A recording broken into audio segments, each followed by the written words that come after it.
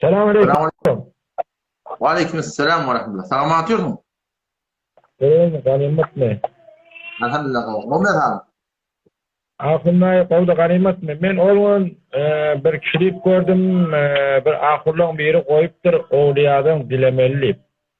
Ben Hava. onun bundan yazıp davet ettim. Ben dedim dostum dedim. Bir öyle adam dedim. Ruhu dedim. Alem berzakta dedim.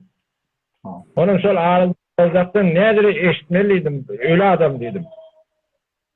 Onun bir memeli bundan ayat bir Kur'an hemdi aytım hemdin manisini biliyor musun sen dedim. Sure hemdim.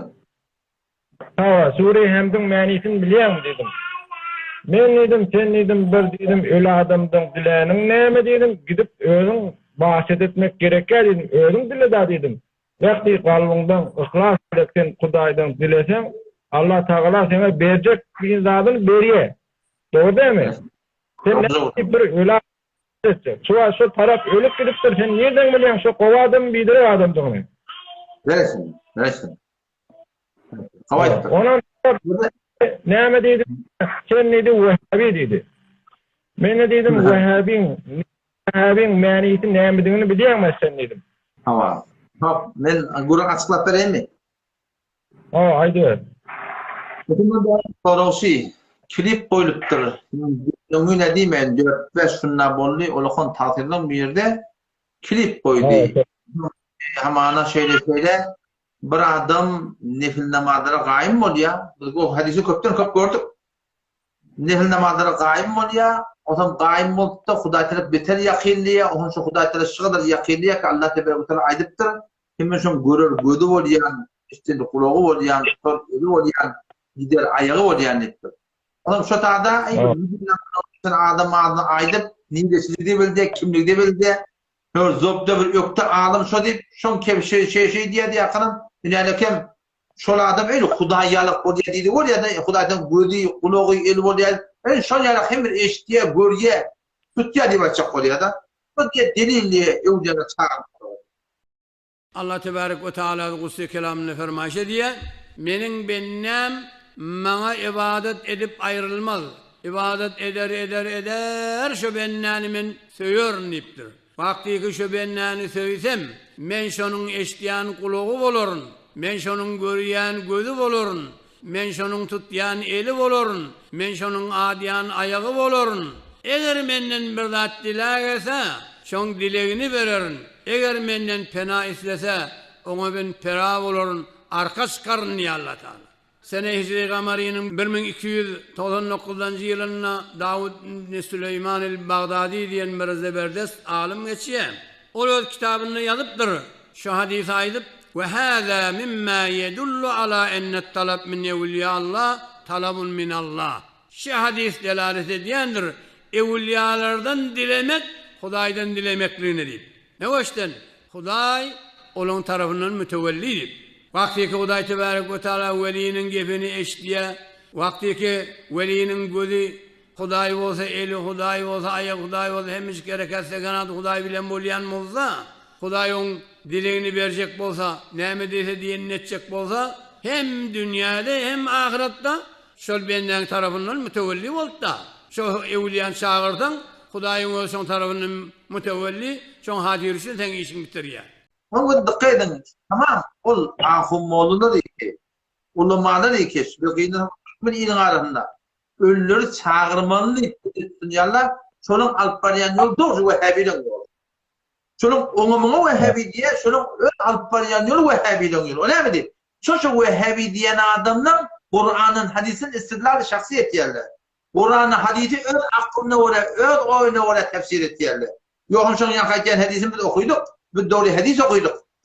Son aydan tafsir okuduk doğru hadisi. Biz hem de okuduk biliyor musun? Şu hadisin muhtedinde tamam mesela aydığı şu kulağı olayan, gözü olayan, eli olayan ne ayttığı yani şu bende sıradan Huday'a yakınlanacak şu Huday Teala aydan ne edecek, aydan ne edecek, aydan ne olacak, aydan yerine geçecek diye ayttığı.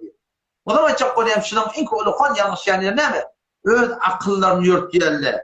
Peygamber aydıktır men fesserin Kur'an'ı bire fakat yapar. Her kim Kur'an'ı öğren, rayını tefsir etmek kafirdir diye Huday Teala. Ben de olduğunu kitabını kafir diyen de.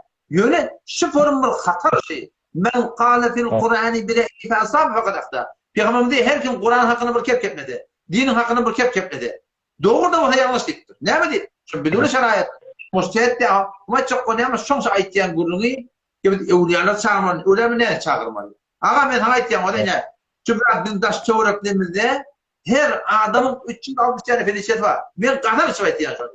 Tam peygamber aydıktır. Bizim daş çoğraklarımızda 360 tane her bir felsefesi var.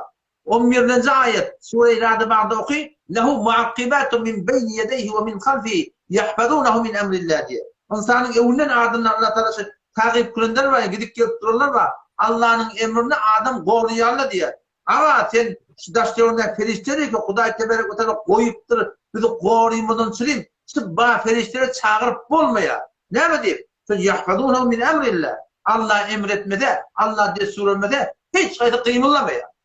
Hiç kayda kıyımlanmaya. Sırahadan Kur'an'da gidiyor biliyor musun? وَيَعْمَلُونَ مَا تُؤْفَرُونَ لَا يَعْصُونَ اللّٰهَ مَا أَمَرَهُمْ Ferişteler Allah Teala'nın aydanından çıkmayanlar وَيَفْعَلُونَ مَا يُؤْمَرُونَ Aydan ne diyede diye. O da şu ferişteler ki teoremde men du, sen teoremde du. 360 tane öldü. O yalnız feriştelerden başka. Şunlar kimin korumun için koyuluptur, memur koyuluptur. Şunun elinde dağıt yok. Huday tarafından destur olmasa. O evliya ölüp gidiptir. Ondan sonra cenneti değil yani. Diyeceğim kavgurun ayıptır. Şöyle giden adam kendine çağırıyordum. Aslında cenneti derdi böyle. Minel Beherke Şeyh Muhtabaram'da sotada bir ahunun bir ne mi diye. Ama mollaman niye? O bir molladım. İşte sen dediğimde çağırsan çağıramır diye. Ben bu dedim molla Kadir'ini yolunuzda tanıyamam dedim Nevzat'tan onu. Ben de onu bir kefayettim yani sotada. Ben dedim imanlı gitmediğini ne biliyorsun sen? Senin ki şu adamla beğendim gidip gidersen imanlı gitmediğini ne biliyorsun sen? Dedin ya falan yetişe oldu. Ondan sonra da var imanlı gidelim olsun. Aslında cenneti olsun kadar. Aslında şuna veli olsun. Aslında sahaba olsun çok. Ama can, ferişteleri ki başlar çağırıp bulanak. Allah emretmese bolmuyor. Neler Tanrı'da yedek başı kıyımlanmadı mı ya? Ama Tanrı'da yedek başı kıyımlanmıyor. Ferişteleri de kıyımlanmıyor. Evliyalar da kıyımlanmıyor. Ola dünyanın alemi esnafı attıysa ki eğer meşhursun tutacak adam Huday Teala bana var ya şöyle tut diye sormak gibi tutayan. Ola o dünyada. Ola ihtiyardan çıkıyor. Ola kulle medarı zindagi ki attı esnaf olun ondan çıkıyor. O sen ölüp giden adam ne kadar tevep de, memur de, Huday emrde etmedin tutacak adam tuttu. Şola çağırma. Nasıl bahir işte çağırıp olmuyor. O zaman çok kolayalma lazım. Zati yanlış. Bir nokta başladı. Ben sana açıklayıp vereyim. Şu an tamamen hem bir ahunun yanına var ya. Hudaylıklı adamın yanına var ya. Keramatlı adamın yanına var ya. Arayan yanına doğumda inerlekim eşittu. Hazafın bana doğa etti ya. O sahibi yok da. Ama Hazafın adayı notu. Mesela oturun Hazafın. Doğa etti var. Manası var mısın? O babacan der vaktin dira adamı ki kendin şu dünyada haberli olunla bar talebi doğa etti yapmasın. Ayıbı yok diye. O dira adamı ki de haber yok. Öyle oyun notu. Hayti bir adam şunu çağırıyor. Fakat bir havarda çağırıp olmuyor. O öyle havarda çağırıyor adamı ne akıl doğru değil mi? Yanlış var. Men sadımdan soramdı. O sadım dedi şirk bolya bulat dedi. Hava. Doğru. Eğer o da evliyalar çağırıyorlar hazır nazır bilse. Men her yerden çağrını işleyebilse. Bilmem ben görüptüm bilse. Yine de kim ben defende Allah milletine buyurhamdan fetavat var. Mecmuatul Fetava son avval cildinde 27. seferde 28. seferde kime gerekli olsa İbrahim Urdu'da da var, Fars'ta da var bende. İkide de var bende. Üç forma soran bir şey ne mi diye? Racülün akide diye. Sürekli evliyalar daksan çağırıp gelip yetişiyor diye. Yok yani. Şu diye Fars'ta akide doğru diye. Ne mi diye? Hada racülün Fars'ta akide ben yoksa aleyhil kufr dinle çıkmakla mümkün müdür? Ne mi diye dinle çıkmakla mümkün? لأن السماع الأولياء من بعيد ليس بثابت. Evliyaların daşları eşitmekten sabit de. Sabit de yani ki Hudaya sabit de. Her kim tercihleri eşitmektir. Yani şu Hudaya sabit de gelip bir mahluka vermektir. Şuna şirki ve Huda diye Allah var. Nuhub teville fakat diye de amana ayime Huda yetiştiriyor diyen. Falan et diye diyen. Sadece o şirk olmuyor Huda yetiştiriyor diyen. Neden Hudaya var? Hem bir iftira ağlattı orada. Hudaya tabi niye de ettin ne yetiştirecek diye. Hudaya niye de ettin evliyadan çağırmadın beni yetiştirecek diye. Huday Teala aydına ud'uni estecib lekum. Meni çağırdı Huday Teala. Bunu otururken namaz iyakene sen yana dinle senin kömek diye alime gıybten nimet yap. O zaman bu duygu Müslümanın katı yanlış. Atıyam şöyle. Bolum inşallah. Bolly. Yekezi ağlanmazık bolsamaz. Ben açaydım o da şu an mena da ağlıya dip berenken.